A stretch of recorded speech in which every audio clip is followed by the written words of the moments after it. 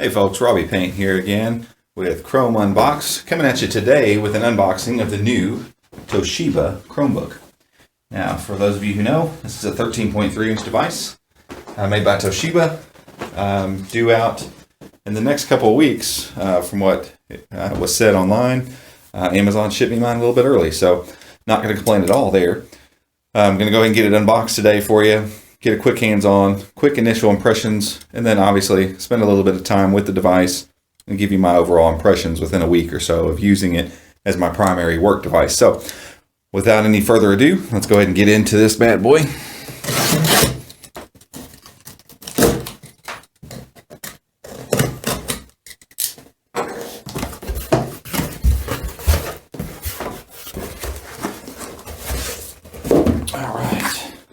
Decently attractive packaging. Chromebooks, some of them have had iffy packaging. Probably the best packaging, most unique packaging has been the HP 11, and a lot of it's kind of boring. So this one, pretty decent box layout, and really looks on the box a lot like the Samsung Series 3 in some ways. The hinge obviously is different, and the overall design of this guy is going to be quite different anyway. Look for, in the next couple weeks, we'll have a side-by-side comparison with this and my HP 14 that so far every time I've put another Chromebook up against, it's always come out the victor, at least in my opinion. I really enjoy that machine, as a lot of you who have watched my videos have probably noticed. And figures. You'd think by this time I would be really good at doing this, but I try not to tear the boxes up because normally they're going to go back.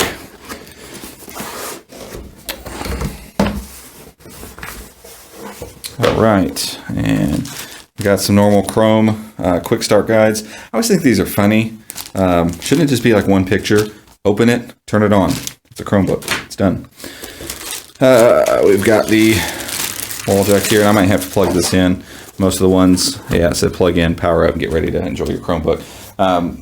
Somebody, I cannot remember, and so forgive me if you're watching this video and you made the comment.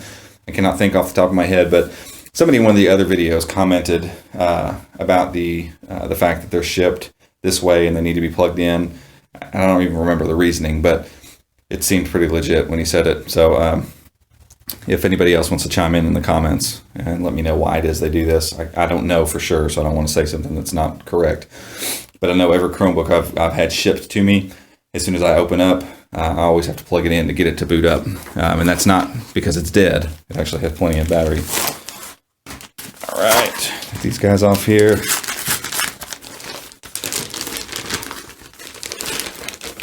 Nice plastic sheath there. And kind of the thin cloth. That's interesting. I just wrapped it around the screen. So I'll pull that off there. And here we are. Get this box and all this stuff out of the way. And while I'm getting this stuff undone, we'll go over the quick specs. Much like most of the Chromebooks that are out right now, this guy's sporting the Haswell 2995 CPU, and so we're expecting awesome battery life, just like every other Haswell toting Chromebook. Also expecting very good performance. This device does have 2 gigs of RAM, and I did a video before. You can subscribe to the channel and check it out. I did a video comparing multiple Chromebooks with 2 and 4 gigs of RAM respectively, and kind of seeing how they fared against each other. And to be honest, I didn't see a huge difference in performance overall. As the tasks increase, obviously you run into some issues there, but there was a conversation that got started around that video on Google Plus, and the end all be all of the conversation was, if you know you have 2 gigs of RAM, deal with it accordingly. Know that you're not going to be able to have 20 tabs open, and I think that's good advice. And just knowing the limitations of your device that you're using, and so the 2 gig, yes, you're not going to be able to do as many things at one time.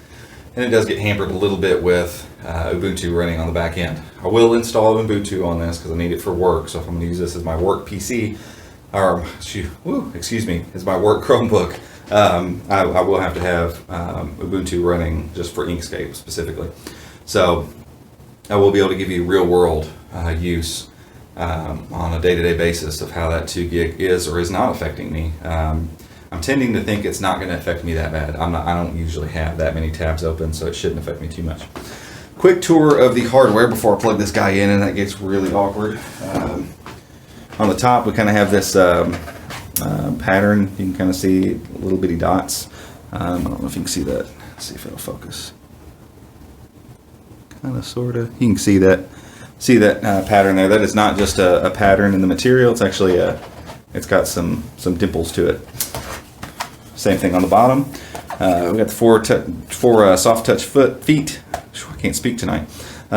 We got the stereo speakers down here and screws, obviously, to take the bottom panel off. I'm sure there will be quite a few people getting into this guy and seeing what is and is not replaceable. I will not do this as it is a review unit, and I don't want to void the warranty and void my ability to return it. And who knows, it may win me over. It may become my new Chromebook. We'll see. We got some fan slots back here on the back. Over on the side, full-size SD card slot, your charging port, Kensington lock. On the other side, 2 USB 3.0, and they are blue, so you know for sure that they are 3.0. We got the earphone, microphone combination jack, and we've got the HDMI out, and that's it. Nothing that's standing out or crazy looking about it. It's sleek looking, feels nice and firm, no creakiness. It's not as heavy as my HP, for sure, but it's not light, not super duper light. I want to say it comes in around 3 pounds, so pretty normal for something this size. And honestly, the pictures and stuff online make it feel like it's going to be a little thicker. It casts a nice sleek profile. I don't know if that's really catching it, but it feels nice and sleek. The one thing I saw somebody do with it, which I'm a complete sucker for, is lift the lid with one finger. And we'll see if, no, it's not going to do that. Maybe once it gets worked in, it will do just that. Doesn't look like it. Maybe that wasn't a final build. I'm a complete sucker for devices where you can lift it up with one finger and not have to touch the bottom of the device in order to do that. And look at this. I made all that commotion about needing to plug it in. Even got my plug ready to plug in, and it didn't need it. So who knows? Perhaps it's a completely random thing. So let me get on the Wi-Fi here. I will say the trackpad has a I'm trying to think what to compare this to. Kind of the feeling when you have safety bars like in a restroom or something, and they kind of have that slightly grippy stainless steel. Kind of what this feels like. And the rest of it has this matte finish. Not going to collect a single fingerprint, which is really, really awesome. And it almost it comes off somewhat like aluminum. Definitely not aluminum. Definitely doesn't have that cold aluminum feel. I'll tell you, it's nice and firm. There's not a lot of give. A little bit there, a little bit on the back side there. Other than that, when are you ever going to be pushing up there? Probably never. Other than that, it's got a real good, solid feel to it. Not a lot of creaking, so that's good. We'll deal with some typing stuff here in a minute. And let me get logged in here, and we'll talk about some other things. Nice quiet trackpad. I appreciate that. If you've watched my other videos, you've heard me harp about that.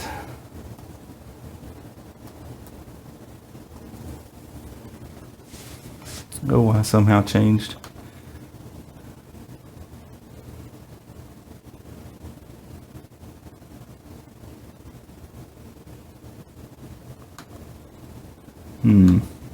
I may have to cut away and come back because I don't know what the heck I just did. Somehow changed the language, and it's not even a language I'm close to understanding.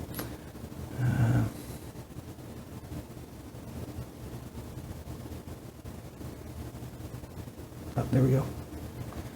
Got for just a little bit of English in parentheses. There we go.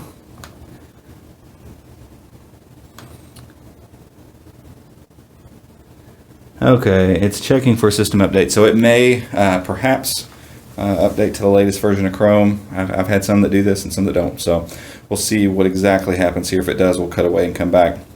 But I must say, right out of the gate, the likeness to a MacBook Air, pretty heavy. Somebody walking by is probably going to think you're using a MacBook Air. The screen I don't know if I can adjust. Yeah, it's going to let me do that. So pretty decently bright. I'm right underneath the fluorescent light, which is not the greatest light in the world to be looking at stuff in, but it does give you a good idea of how the glare and all that kind of stuff is going to be, and it's not terrible. We do get the polarization forward, way back, if you'll get a little bit there. Left to right viewing angles are pretty good though. See if we can catch that on here. See a little bit of that polarization. I'm trying to keep it on angle here. Just a little bit, and honestly it looks like it's polarizing a little bit more on camera. Yeah, so I mean you get 45 degrees before you notice anything, and then you do get some polarization. So yeah, TN panels, what are you going to do? Hopefully what we're hearing from the rumors on the Samsung Chromebook, the Series 3 refresh, it looks like they're really going to focus on the screen. And the Lenovo, it's just in the education sector for right now, but the Lenovo Yoga is going to actually have an IPS panel on it. So I'm really looking forward to something with Haswell and IPS and 4 gigs of RAM. Those three things together, I think that would sell me completely. But this display looks nice. It's really difficult for me to tell until I have it literally side by side with the HP instead of trying to think from memory. But it looks really good. The contrast looks good on it. But it seems to be the case when I open up a Chromebook and I don't have anything to compare it to. Much like if you have a television and you don't have anything to compare it to right side by side, it's honestly hard to make that call. There's really nothing else that sets this guy apart other than the fact that you have a 13.3 inch screen here. And in the review, I'll deal with the webcam. I'm not off the top of my head exactly sure. I think it's a 720p front-facing camera. I'll talk about that at more length in the review. But I have to say the travel and the keys, very good. Trackpad feels great. It really does. I mean, the tactile finish on there is not off-putting at all. And hopefully we're resetting with the newest version of Chrome. Some of the updates in the later versions of Chrome also help the trackpad be even better than it's been in the past versions.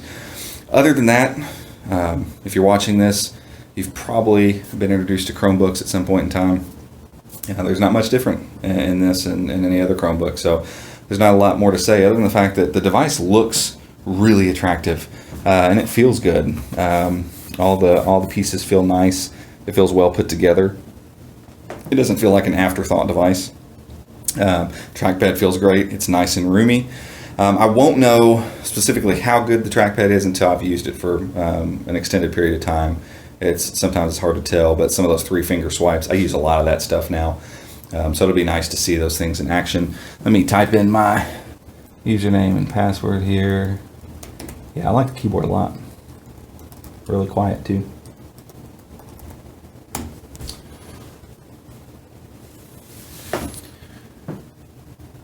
And yeah, here we go, up and running. So there's your get starting guide. So yeah, that's about it for right now, as it's kind of moving all my settings in. It'll be choking up on some stuff here for a few minutes, but overall, like I said, it feels great. Keyboard feels good. Trackpad feels really good. Screen looks nice. Not the brightest thing in the world. Oh, there we go. Yeah, there's some extra brightness. It's fighting off glare pretty well in here for a dark background. We'll see. We'll look into more things like battery life, front-facing camera, the 2 gig of RAM performance. I know a lot of people are saying, hey, if you got 2 gigs, just use less resources. But it would be a different story for me if Toshiba said, hey, here's a 2 gig, and if you want 4 gig, you can't get it in stores, but you can order it. We can get you 4 gigs in there. Or here's a slot where you can add some RAM. Some of those things would be cool, and hopefully we'll see some of those things as well in future Chromebooks. Nobody really wants to tear it apart and go crazy with it, but it'd be nice to be able to add solid-state storage and RAM. Those two things would be nice. Then you can kind of upgrade as you want to, and then they could really focus on putting some money into a better display, because it really feels like the last few Chromebooks that have come out, keyboards really across the board have just been really good. I've really enjoyed them, and trackpads are pretty good. The Acer one is a little hit and miss, and so I don't want to say that this trackpad's great just because it feels good off the jump. But looking forward to really getting my hands on this guy for a little while. I said it's an attractive Chromebook. It's lighter than the HP. It's a little bit smaller, but that looks like a nice big fat bit of screen real estate to work from on a daily basis. So who knows? This guy could become my new daily driver. We'll see. There'll be much more coming in the next week to 10 days before I've got to send this guy back. I'll have a full review up. We'll have it against the HP 14, again, which for my money is the best Chromebook on the market right now, and lots more coverage coming. Thanks for watching the video. Feel free to subscribe down below. More subscribers means more videos, means more Chromebooks, means more coverage. So thank you guys all for watching the videos. I hope you've enjoyed this. Like I said, tune back in just a few days, and we'll see a full review up of this guy after some time spent with it. Thanks again. We'll see you next time.